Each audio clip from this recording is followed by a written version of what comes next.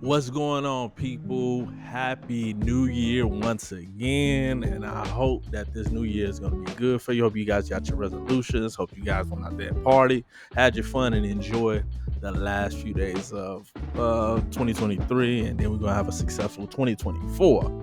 So, with that being said, I'm here to talk about the housing bubble explained. Because I was going to make some videos about the housing bubble, and I was just kind of thinking about like, hey, let's just go a little simple and just explain it first before we get into it. But before we get into it, let's do the annoying YouTuber stuff. Make sure you guys like, comment, and subscribe to the channel. Your boy need the subs. Your boy need the likes and comments so we can keep growing the channel. All right, so let's get into it. What is the housing bubble? Okay, the housing bubble is nothing but just a period of rapid increase in real estate prices driven by high demand. So what that means is basically okay, so let's just say a whole bunch of money comes into the market and people want to get homes, of course. So let's just take a house that's 1,000 square feet, one bedroom, and somebody saying like, hey, if you're the seller, so if you're saying like, hey, I'm going to sell my house for $500,000 now because hey, there's a lot of people looking for houses, and you got people on the sideline just saying, you know what, that's an outrageous price, but we are considering it because I got so much money, I got access to credit, I got access to a lot of things. I will take your outrageous price for your house. So okay, so we have to ask ourselves what drives high demand. It's basically just like speculators pouring more money into the market. So, like I said, we got to ask ourselves, what is the speculator? Speculation is nothing but investors, hedge funds, institutional investors, banks, and regular people like me and you. So basically, like banks being like, hey, we're going to loosen some credit restrictions to make people get loans. We're going to make getting loans more accessible. Or you got these big people that's in the stock market saying like, hey, we're going to invest in these secondary mortgages and stuff like that and put more money out there and drive up their markets.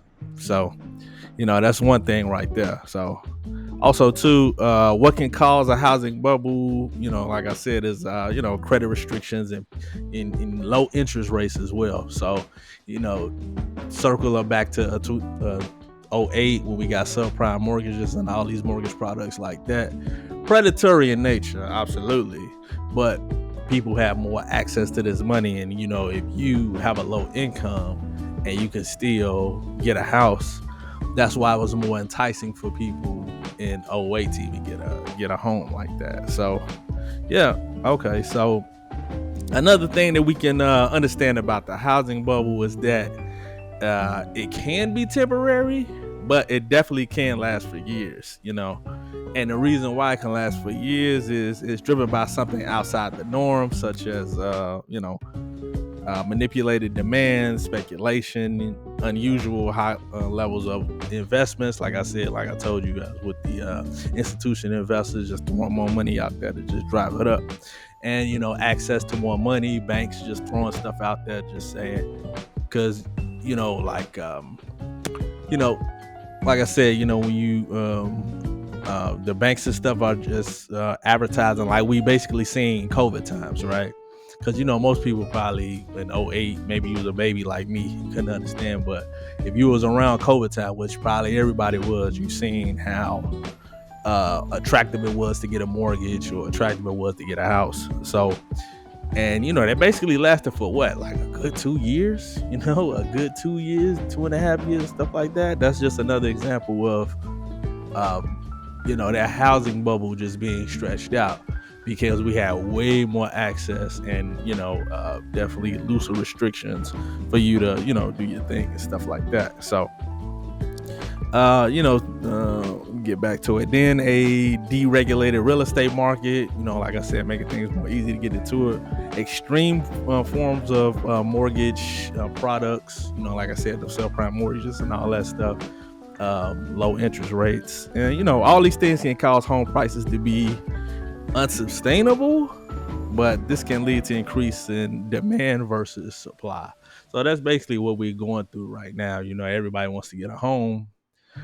Buyers are sitting on the sidelines waiting for something to happen, and sellers are keeping their prices high. So right now, I would say we are close to a housing bubble right now. And the reason why it isn't all the way a bubble right now is because it hasn't burst yet, as far as there isn't much activity because everybody just kind of froze. Sellers are saying we're not going to lower our prices, and buyers says we're not going to pay more.